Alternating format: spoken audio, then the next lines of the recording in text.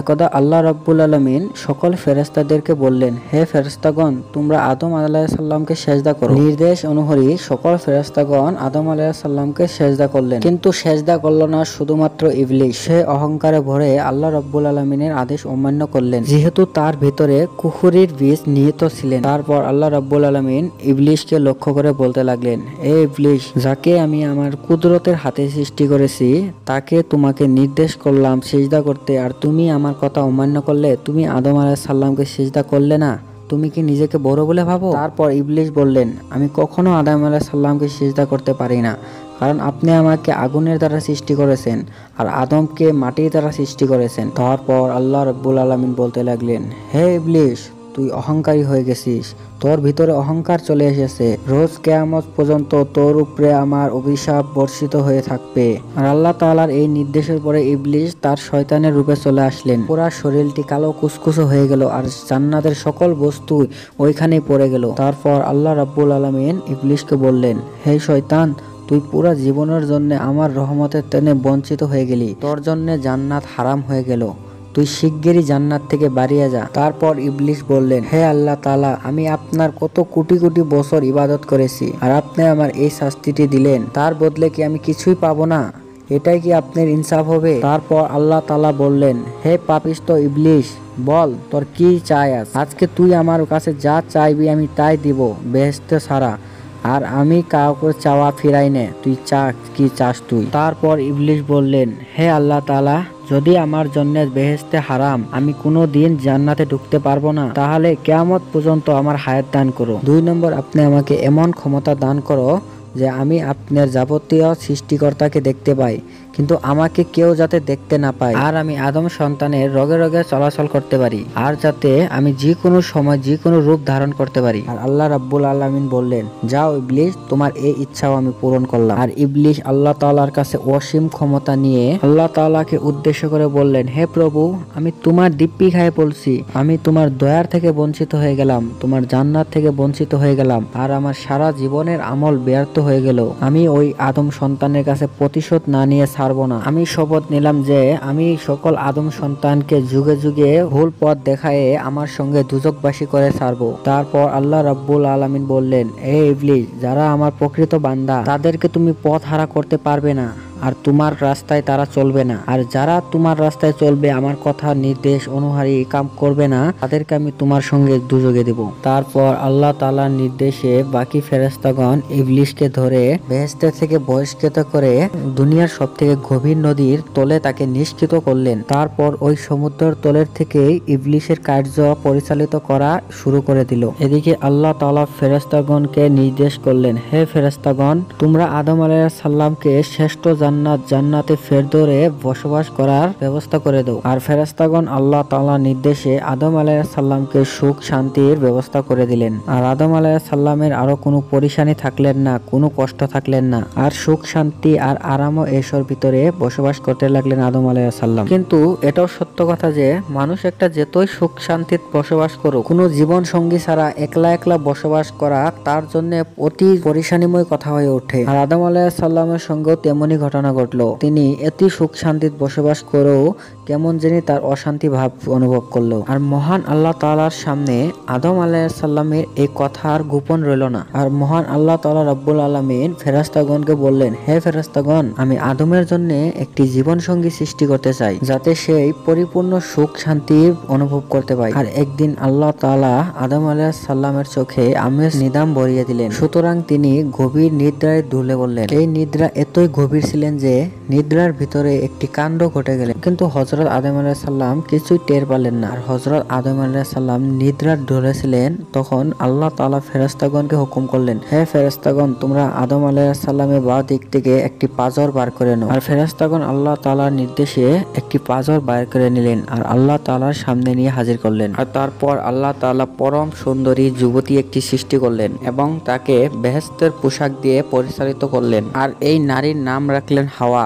আর এই হাওয়ার নাম রাখার কারণ হলো আল্লাহ তাআলা জীবিত একটি মানুষের পাঁজর দিয়ে মানুষটি সৃষ্টি করেছেন। এরপরে বিবি হাওয়াকে আদম আলাইহিস সালামের কাছে বসিয়ে রাখা হয়েছিল, অথচ আল্লাহ রাব্বুল আলামিন আদম আলাইহিস সালামের নিদ্রা ভঙ্গ করলেন। তারপর আদম আলাইহিস সালাম নিদ্রা থেকে উঠে তার পাশে একটি পরম সুন্দরী যুবতী বসে আছে দেখলেন। আর তারপর তার মনে প্রশ্ন জাগলেন, কে এই পরম সুন্দরী? এই সুন্দরীকে তো আগে কোনোদিন দেখে নেই। তারপর আল্লাহ রাব্বুল আলামিন আদমকে বললেন, হে আদম, আমি তোমার মনের অশান্তি দূর করার জন্য পরম সুন্দরী একটি তোমার জীবন সঙ্গী সৃষ্টি করেছি। এই মহিলা তোমার জীবন সঙ্গী হবে আর সুখে দুঃখে তোমার সঙ্গে থাকবে। আর আল্লাহ তাআলা পুরুষদের মধ্যে নারীদের জন্য একটি আকর্ষণ সৃষ্টি করে দিয়েছিলেন। আর সেই কারণে আদম আলাইহিস সালাম হাওয়া আলাইহিস সালামের প্রাণে আসক্ত হয়ে গেলেন। তারপর আদম আলাইহিস সালাম হাওয়া আলাইহিস সালামের স্পর্শ করার জন্য এগিয়ে গেলেন। তারপর আল্লাহ তাআলা বললেন, হে আদম, তুমি হাওয়াকে বিবাহর আগে স্পর্শ করিও না, এটা তোমার জন্য ঠিক হবে না, জায়েজ হবে না। তারপর আদম আলাইহিস সালাম বললেন, হে আল্লাহ তাআলা, তাহলে হাওয়ার সঙ্গে আমার বিয়ে পড়িয়ে দিন। তারপর আল্লাহ তাআলা একজনে আরেকজনের সঙ্গে বিয়ে পড়ালেন। এই বিবাহ ছাড়তম জমিন ছাড়তম আসমান ও ফেরেশতারা আনন্দত লিপ্ত থাকলেন। তারপর বিয়ে সম্পন্ন হওয়ার পরে আদম আলাইহিস সালাম হাওয়া আলাইহিস সালামকে আবারও স্পর্শ করার জন্য এগিয়ে গেলেন। আর তারপর আল্লাহ তাআলা আবারও বললেন, হে আদম, হাওয়া আলাইহিস সালামকে স্পর্শ করার আগে তার মোহরানা দিয়ে নাও আগে। তারপর আদম আলাইহিস সালাম বললেন, হে আল্লাহ তাআলা, আমার তো কিছুই নেই, সবকিছু তো তোমার, আমি হাওয়া আলাইহিস সালামের কি মোহরা দিব? তারপর আল্লাহ তাআলা বললেন, তুমি আমার হাবিবের উপর 10 বার দুরূদ শরীফ পাঠ করে দাও এবং তার উপর দুরূদ বকশিয়ে দাও, তাতেই তোমার মোহরানা আদায় হয়ে যাবে। আল্লাহ তাআলার কথা শুনে আদম আলাইহিস সালামের মনে একটা প্রশ্ন সৃষ্টি হলে যে কি যার প্রতি আমার দুরূদ পড়তে বললেন তার পরিচয় তো আমি কিছুই জানি না, সে কি আমারই কোনো বংশধর নাকি অন্য কোনো বংশধর? আর এসব চিন্তা করার পর আদম আলাইহিস সালামের মনে তাকে দেখার জন্য অতি আগ্রহ বেড়ে গেল। আর তারপর আদম আলাইহিস সালাম আল্লাহ তাআলাকে বললেন, হে মহান আল্লাহ তাআলা, আপনি যার দুরূদ আমাকে পড়তে বললেন আমি তাকে একবার দেখতে চাই, আর তাকে আমি এক নজর দেখলেই আমার মনটি শান্তি হবে, আর আপনি আমাকে তাকে দেখার সুযোগ করে দিন। আর তারপর আল্লাহ রাব্বুল আলামিন আদমকে বললেন, হে আদম, তুমি তোমার আঙ্গুলের একটি নখের ভিতরে দৃষ্টি করো, তাতেই আমার হাবিব মুহাম্মদ মুস্তাফা সাল্লাল্লাহু আলাইহি সাল্লামকে দেখতে পাবে। আর তারপর আল্লাহর নির্দেশে আদম আলাইহিস সালাম তার নিজের নখের দিকে দৃষ্টিপাত করলেন, আর তার মধ্যে নবী পাক সাল্লাল্লাহু আলাইহি সাল্লামকে দেখতে পারলেন। আর নবী পাক সাল্লাল্লাহু আলাইহি সাল্লামের চেহারা মুবারক দেখার সঙ্গে সঙ্গে তার উপরে আসক্ত হয়ে গেলেন, আর সাথে সাথে তার উপরে 10 বার দুরূদ শরীফ পাঠ করলেন। তারপর আল্লাহ তাআলা বললেন, হে আদম আলাইহিস সালাম, তুমি যে আমার হাবিবের উপরে বিশ্বাসে 10 বার দুরূদ শরীফ পাঠ করলে, তার জন্য আমি বিবি হাওয়াকে তোমার জন্য বৈধ করে দিলাম এবং তোমার মর্যাদা আর মর্তবা আমি আরো বৃদ্ধি করে দিলাম। আদম আলাইহিস সালাম, তুমি এখন যাও, তোমার স্ত্রীকে নিয়ে তুমি জান্নাতে বসবাস করো, অথচ তোমার যা খুশি তা আহার করো, অথচ জান্নাতের সকল বস্তু তোমাদের জন্য হালাল করে দিলাম। তারপর আল্লাহ তাআলা আদম আলাইহিস সালামকে গন্ধব গাছের দিকে ইঙ্গিত করে বললেন, হে আদম, তুমি আর তোমার স্ত্রী জান্নাতে খুবই সুখে শান্তি বসবাস করো, যা খুশি তাই আহার করো, কিন্তু এই গাছটির আশপাশেও তোমরা যাবে না, তোমরা ঘোরাফেরাও করবে না এই গাছটির আশপাশে, আর যদি তোমরা এই গাছটির নিকট যাও তাহলে তোমাদের বহুত বড় ক্ষতি হবে। তারপর আদম আলাইহিস সালাম বললেন, হে আল্লাহ তাআলা, আমরা আপনার সকল কথা মানব, আপনার রাস্তায় চলবো, আর আপনি আমাকে জান্নাতে এত কিছু দিয়েছেন, কিন্তু একটা গাছের ফল খেতে বারণ করেছেন, আর আমরা এই গাছের ফল না খেলে আর কি বা হবে, আমরা খাবো না এই গাছের কোনো ফল, আর আপনি বারণ করেছেন এই গাছের ফল খাওয়ার, আর আমরা এই ফল খাই আপনার কথা অমান্য করব? হে আল্লাহ তাআলা, আমি আপনাকে কথা দিলাম আমরা এই গাছের ফল খাওয়া তো দূরের কথা, এই গাছের আশপাশেও আসবো না। তারপর আদম আলাইহিস সালাম আর হাওয়া আলাইহিস সালাম দুইজনে জান্নাতে খুব সুন্দরভাবে বসবাস করতে লাগলেন। কিন্তু এই খুশি দেখে ইবলিস ওখানে জ্বলে পুড়ে খারখার হয়ে যেতে লাগলেন, কারণ ইবলিস সকল সময় আদম আলাইহিস সালামের প্রতি হিংসা অনুভব করত। তার উপরেও ইবলিসের মনে প্রতিশোধের আগুন ধহ ধহ করে জ্বলছিল। এটার জন্য ইবলিস সকল সময় এটাই ভাবতো যে কি করে তাদেরকে জান্নাত থেকে বহিষ্কৃত করা যায়। আর যদিও বেহেশতের থেকে ইবলিসকে বার করে দিছে, তথাপিও সাত আসমান ঘুরতে পারতো আর জান্নাতের দরজা পর্যন্ত যেতে পারতো, আর সকল সময় তেও জান্নাতের দরজা পর্যন্ত যেত, কিন্তু জান্নাতের ভিতরে ঢুকতে পারতো না ইবলিস। তারপর ইবলিস এটা ভাবতে লাগলো, যদি বাইরের থেকে আদম আলাইহিস সালামকে দেখা যেত, মিথ্যা প্রবলম দেখায় ধোকা দেওয়ার কোনো বেশি কঠিন কাম হবে না। আর এভাবে ইবলিস কত বছর যে কাটিয়ে দিল, কিন্তু তাদের লগে তার সাক্ষাৎ হলো না। আর এমনি আরো কিছুদিন কেটে গেল। তারপর ইবলিস একদিন একটা ময়ূরকে দেখতে পেল, আর ময়ূরটি বলল, হে জনাব, আপনি কে? তারপর ইবলিশ বলল, আমি আল্লাহর একটি ফেরেশতা, আমি আল্লাহর ইবাদত ছাড়া আর কিছুই কাজ করি না। আর আমি অন্য ফেরেশতাদের কাছে শুনেছি যে আল্লাহ তাআলা নেক বান্দার জন্য এই জায়গাটি সৃষ্টি করেছে। আমি ফেরেশতাদের কাছে শুনেছি যে এই জায়গাটি এত সুন্দর যে এর ভিতরে ঢোকা ছাড়া কেউ বিশ্বাস করতে পারবো না। আর আমি এই কারণেই এই জায়গা কত কোটি কোটি বছর ধরে বসে আছি, কোনোদিনও কি কেউ আমাকে এটার ভিতরে ঢুকাবে না? আমি কি দেখতে পারবো না ভিতরে যায়? তারপর ইবলিশ বললেন, ওয়ে ময়ূর, তুমি কি আমার এই মনের আশাটি পূরণ করবে? ময়ূর বললেন, না জনাব, এটা আমার জন্য অল্প সম্ভব না, কেননা বেহেশতের বাইরের তনে ভিতরে ঢোকার অনুমতি একদম নিহিত। তারপর ইবলিশ বললেন, হে দয়ালু বেহেশতিবাসী, আমাকে একবার শুধু ভিতরে নিয়ে যান। কিন্তু ময়ূর কোনো মতেই রাজি হচ্ছিলেন না। তারপরে ইবলিশ অল্প ছলনা করে বললেন, হে ময়ূর, আমি তোমাকে 3টা দোয়া শিখাবো, আর এই 3টা দোয়া পরে যদি তুমি যে কোনো 3টা বস্তু চাও তোমার পূরণ হবে। ওই 3টি বস্তুর ভিতরে একটি বস্তু হলো তুমি কোনোদিন বৃদ্ধ হবে না, 2 নম্বর বস্তু হলো তুমি কোনোদিন মৃত্যুবরণ করবে না, আর 3 নম্বর বস্তু হলো তুমি চিরদিন জান্নাতে বসবাস করতে পারবে। আর ময়ূরের এই 3টি কথা শুনে অল্প লোভ লাগলেন আর বললেন, হে বন্ধু শোনো, আমি চাইলেও তোমাকে আমি বেহেশতের ভিতরে নিয়ে যেতে পারবো না, কিন্তু সে চাইলে তোমাকে বেহেশতের ভিতরে নিয়ে যেতে পারবে। আর ময়ূর বলল, তুমি অল্প সময় এখানে দাঁড়াও, আমি দেখি চেষ্টা করে সাপ বন্ধুকে আমি রাজি করাতে পারি কি নাই। আর তারপর ময়ূর সাপের কাছে গেল আর যায় বলল, বন্ধু, জান্নাতের দরজায় আল্লাহর একটি ফেরেশতা দাঁড়িয়ে আছে, তার পরম ইচ্ছা জান্নাতের ভিতরে একবার ঢোকা, আর আমরা যদি তাকে জান্নাতে ঢোকাইতে সহায় করি, তিনি আমাকে 3টা দোয়া শিখিয়ে দিবে, আর ওই 3টা দোয়ার বদলে 3টা অমূল্য বস্তু পাওয়া যাবে। আর ওই 3টা অমূল্য বস্তুর কথা ময়ূর সাপকে বললেন। আর 3টা অমূল্য বস্তুর কথা শুনে সাপও লোভে পড়ে গেল। আর তারপর সাপ আর ময়ূর দুজনেই ইবলিশের কাছে চলে এলো। তারপর সাপ ইবলিশকে লক্ষ্য করে বললেন, হে বন্ধু, যদি এই কথাটি সত্যি যে তুমি আমাদেরকে 3টি মূল্যবান দোয়া শিখাবে, তাহলে জান্নাতে ঢোকার আগে দোয়া 3টি আমাকে শিখান, আর তারপর আমরা আপনাকে জান্নাতে ঢুকাই দেব। আর তারপর ইবলিশ অতি চালাকি করে বললেন, হে বন্ধু, তোমরা আমার উপরে অল্প পরিমাণও সন্দেহ করেও না, আমি আল্লাহর ফেরেশতা, আমি মিথ্যা কথা বলি নাই, আমি অল্প জান্নাতটি দেখবো আর তারপরে তোমাদেরকে দোয়া 3টি শিখিয়ে দিব। আর তারপর সাপটি বললেন, বাইরের থেকে জান্নাতে প্রবেশ করা কারো অনুমতি নাই, আর এই সব কাজ প্রকাশে কিছুই করা যাবে না, যদি কেউ জেনে ফেলে আমার কঠিন শাস্তি হবে। আর সাপটি বলল, আমি হা করি, তুমি আমার মুখের ভিতরে চলে আসো। আর ইবলিশ সাপটির মুখের ভিতরে যেয়ে বসে থাকলো। তারপর ময়ূরটি সাপটিকে নিয়ে গন্ধম গাছের নিচে নিয়ে যায় রাখলো। আর তারপর ইবলিশ সাপটির মুখ থেকে বের হয়ে আসলো। আর তারপর সাপটি আর ময়ূরটি ইবলিশকে কিছুই বলার সাহস পেল না। আর ওই 3টি বিশেষ দোয়ার কথা শোনা বাদ দিয়েই ওইখান থেকে চলে গেল। আর ওই জায়গাত ইবলিশ জোরে জোরে কাঁদতে থাকলেন, আর এতই জোরে জোরে কাঁদলেন যে ওই জান্নাতের সকল হুর তার কাছে চলে আসলেন। আর ওই জায়গাত হাওয়া আলাইহিস সালামও চলে আসলেন। তারপর হাওয়া আলাইহিস সালাম শয়তান ইবলিশকে জিজ্ঞেস করলেন, হে আল্লাহর বান্দা, তুমি এখানে কাঁদছো কেন? তারপরে ইবলিশ বললেন, আমি তোমাদের পরিণতির কথা ভেবে কাঁদছি। মহান আল্লাহ তাআলা শীঘ্রই তোমাকে আর তোমার স্বামীকে এই জান্নাত থেকে বের করে পৃথিবী নামের নিরস আর অশান্তিময় একটি জায়গা প্রেরণ করবে। এই কথা আরশে লিপিবদ্ধ রয়েছে। পৃথিবীতে লিপিবদ্ধ শাস্তিময় শামিল, সেখানে দুঃখ, কষ্ট, পরেশানি এই সব কিছুরই সামনা করতে হবে। আর ওই জায়গায় খাদ্য জোগাড় করতে হবে, কষ্ট করে কাজ করে খাদ্য জোগাড় করতে হবে। আর খাদ্য জোগাড় না করতে পারলে খিদার জ্বালায় কষ্ট করতে হবে। আর ওইখানে তোমাদের অনেক সন্তান জন্ম হবে, আর কাজিয়া ফরসাদ লাগিয়ে থাকবে, খুন খারাপি মারপিট হয়ে থাকবে, আর বৃষ্টি জ্বরের ভিতরে দিন কাটতে হবে। আর সব থেকে বড় কথা, আল্লাহ তাআলাকে হাজার হাজার বার ডেকেও তার সাক্ষাৎ লাভ করতে পারবে না। অথচ আল্লাহ তাআলা আদম সন্তানের কোনো কথাই সহজে শুনবে না, আর তার পেটের আহার জোগাতেই পুরা জিন্দেগি লাগে যাবে। আসল কথা, পৃথিবী একটি জাহান্নামের তনে কম নয়, দুজকের থেকে কম নয়। তোমরা ওই দুঃখময় পৃথিবীতে যায় শুধু কাঁদবে আর কাঁদবে, কোনো বস্তুরই সহজে সমাধান করতে পারবে না।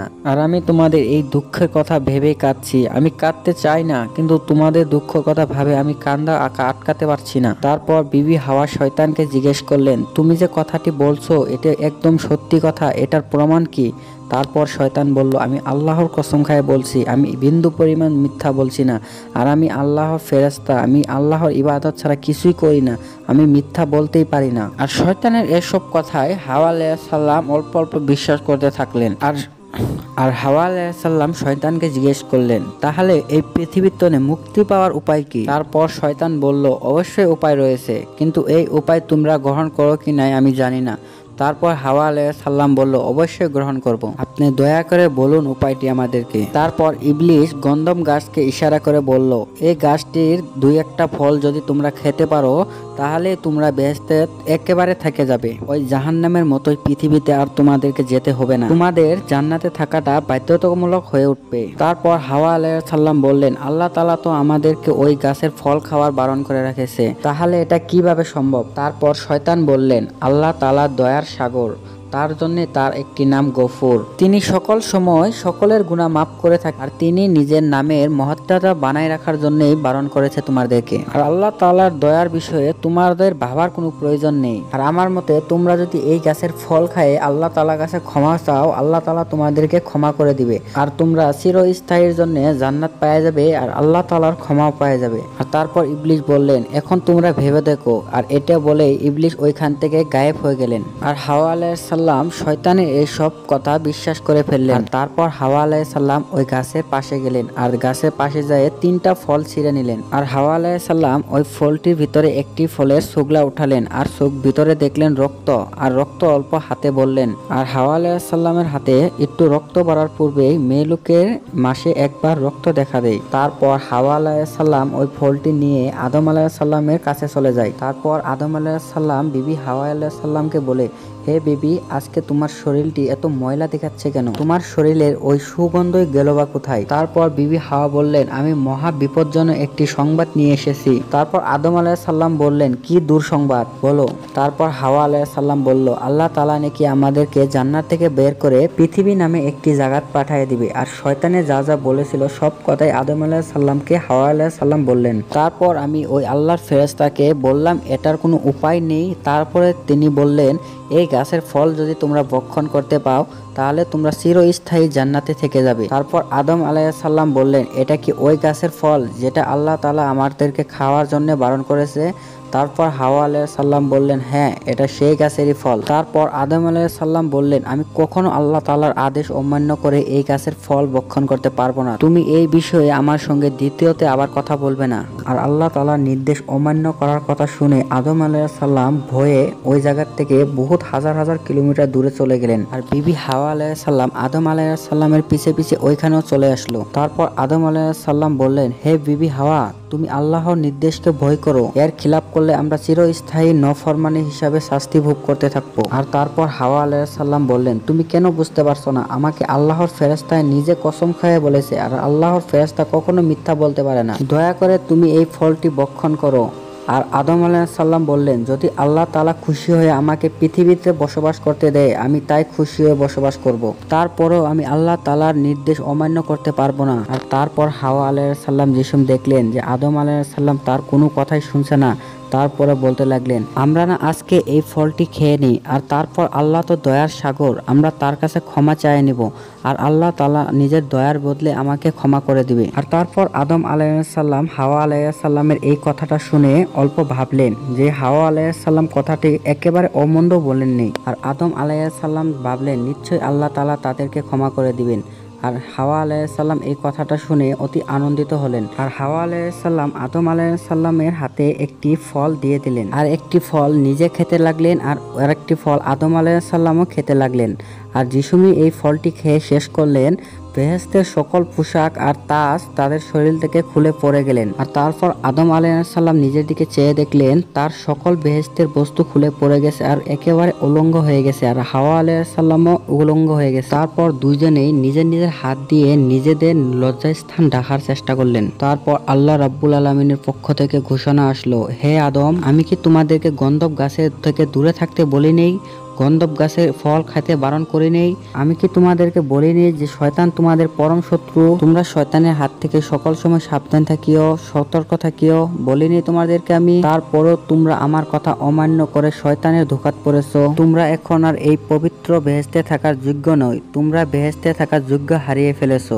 তারপর হযরত আদম আর হাওয়া আলাইহিসসালাম নিজেদের লজ্জাস্থান ঢাকার জন্য সকল গাছের কাছে যেয়ে পাতা চালেন, কিন্তু কেউ পাতা দিচ্ছিলেন না। আর তারপর অঞ্জিরে গাছ থেকে পাতা ছিঁড়ে নিয়ে নিজেদের লজ্জাস্থান ডাকলেন। আর এমন অবস্থায় হযরত আদম আলাইহিসসালাম আর হাওয়া আলাইহিসসালাম দিশাহারা হয়ে গেলেন আর এদিক সেদিক যেতে লাগলেন। তারপর আল্লাহ তাআলা বললেন, হে আদম আলাইহিসসালাম, আমি তো তোমাদেরকে আগেই বলেছিলাম তোমরা গন্ধব গাছের ফল খাবেন না, কিন্তু যদি তোমরা খেয়ে ফেলেছো, শয়তানের ধোঁকাত পড়ে খেয়ে ফেলেছো, এখন আমি তোমাদেরকে দুনিয়াত নিক্ষেপ করব। আর তারপর মহান আল্লাহ তাআলা ফেরেশতাগণকে হুকুম করলেন, হে ফেরেশতাগণ, তোমরা আদম আলাইহিসসালাম আর হাওয়া আলাইহিসসালামকে দুনিয়াতে নিক্ষেপ করো। আর সঙ্গে সঙ্গে আল্লাহর হুকুমকে পালন করা হলো। আর হযরত আদমকে সরলদ্বীপ তথা সিংহ নামের স্থানে নামিয়ে দেওয়া হলো আর বিবি হাওয়াকে নামিয়ে দেওয়া হলো জিদ্দা নামের শহরে। আর যদিও তাদেরকে গন্ধবের ফল খাওয়ার মূল ভূমিকা ছিল শয়তানের, কিন্তু তাদের সহায় করেছিলেন সাপ আর ময়ূর। সুতরাং আল্লাহ তাআলা ময়ূরকে লক্ষ্য করে বললেন, হে ময়ূর,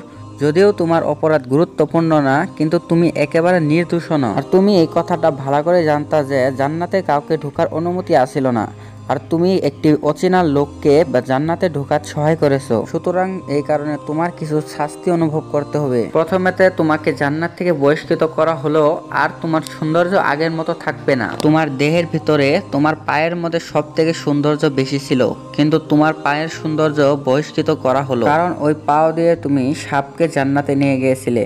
আর তারপর আল্লাহ তাআলা হুকুম করলেন ফেরেশতাগণকে, তোমরা ময়ূরকে নিয়ে জান্নাত থেকে বের করে দিয়ে আসো। আর তারপর ময়ূরকে জান্নাত থেকে বের করে দেওয়া হলো। তারপর আল্লাহ তাআলা সাপকে লক্ষ্য করে বলল, হে সাপ, আমি প্রাণীদের ভিতরে তোমাকে অতি সুন্দর বানিয়েছিলাম আর তোমাকে অনেক মর্যাদা দিয়েছিলাম আর জান্নাতে রেখেছিলাম, কিন্তু তুমি আমার অনুমতি ছাড়া একটি অচেনা ব্যক্তিকে জান্নাতে ঢোকার সহায় করেছো। তার কারণে তোমার কিছু শাস্তি অনুভব করতে হবে। প্রথমেতে তোমার জান্নাত থেকে এখনই বহিষ্কৃত করা হবে, আর তোমার সৌন্দর্য নষ্ট করে তোমাকে হিংস্র প্রাণী বানিয়ে দেওয়া হবে। আর তোমার মুখের যে সুগন্ধ ছিল, এই মুখের থেকে তোমার বিষ বের হবে, আর মানুষগণ তোমাকে যেখানে দেখবে সেখানে মারার চেষ্টা করবে। আর যে পা দিয়ে তুমি হেঁটে গেছো, এই পা আর তোমার থাকবে না, এই পা ছাড়াই তোমাকে চলাফেরা করতে হবে। তারপর আল্লাহ তাআলার হুকুমে ফেরেশতাগণ সাপকে ধরে নিয়ে পৃথিবীতে রেখে আসলো। আর লাস্টে আল্লাহ তাআলা ইবলিশকে লক্ষ্য করে বললেন, হে ইবলিশ, তোমাকে পূর্বে জান্নাত থেকে বহিষ্কৃত করেছিলাম, কিন্তু তুমি আমার অনুমতি ছাড়া আবারও জান্নাতের ভিতরে প্রবেশ করেছো আর আদম হাওয়াকে ধোঁকা দিয়েছো। এই কারণে আমি তোমার তবার দরওয়াজা বন্ধ করে দিলাম, আর আজকে থেকে তোমার লাগে আসমানের সকল দরওয়াজা বন্ধ হয়ে গেল। আর আল্লাহ তাআলা ফেরেশতাকে হুকুম করলেন, শয়তানকে নিয়ে দুনিয়াতে রেখে আসো। আর আল্লাহ তাআলার হুকুমে ফেরেশতাগণ শয়তানকে ধরে নিয়ে দুনিয়াতে রেখে আসলো। দর্শক, এই ছিল আমাদের আদি পিতা আদি মাতা আদম আলাইহিসসালাম আর হাওয়া আলাইহিসসালামের কাহিনী। দর্শক, এইখানে আমাদের অনেক কিছু শিখার রয়েছে, আর এই কারণে আল্লাহ তাআলাকে দয়ার সাগর বলে করা হয়। আর ভিডিওটি যদি ভালো লাগে কমেন্ট বক্সে আল্লাহ মহান বলে লিখবেন।